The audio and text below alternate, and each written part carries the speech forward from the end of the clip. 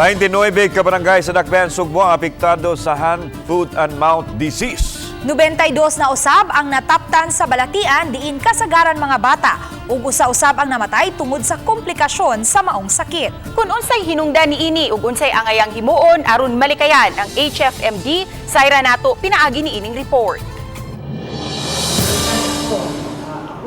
Giulagway ni Dr. Daisy Villa, ang Pangulo sa Cebu City Health Department, nga alarming ang nagsakang kaso karon sa hand, foot, and mouth disease. Sa record sa CCHD, mukabat na sa 92 ka mga kaso sa HFMD ang natala sukad sa Enero hangtod sa Marso 11. Sagad sa mga natakbuyan ang mga bata nga nagpanginaron og 10 anyos paubos, apan aduna usay tulo ka mga nagpanginaron og 17 ug 18 anyos. Sumala ni Dr. Villa, adunay usa nga namatay tungod sa komplikasyon nga pneumonia.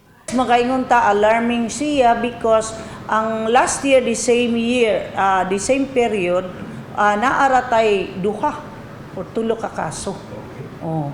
Nya karon ni abot na tag 92 the same period. 29 usab ka mga barangay apektado sa naasoyng balatian. Lakip na nini ang mga adunay natala nga daghang kaso. Sama sa barangay Kalunasan nga adunay 20, gisundan sa barangay Guadalupe 14 ug ang barangay Zapatera nga adunay 11. We have to be very good, no, aggressive, especially in teaching, no, health teaching, especially for our parents. Hygiene siguro.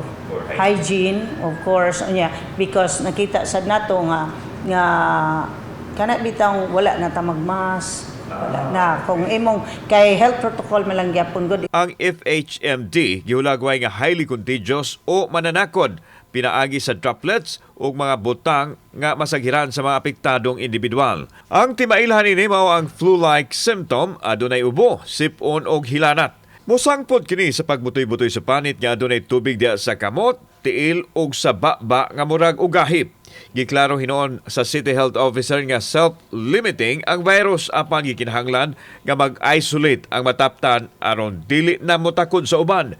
Makuha ang virus sa mahugaw nga dapit busa tambag sa Cebu City Health Officer nga batasanon ang paghugas sa kamot. Mag-alcohol, mag-sanitize, pero I'd rather use water, no, hand washing with soap and water. Kauban si Godfrey Relian, ako si Alan Domingo. Balitang Bisdak.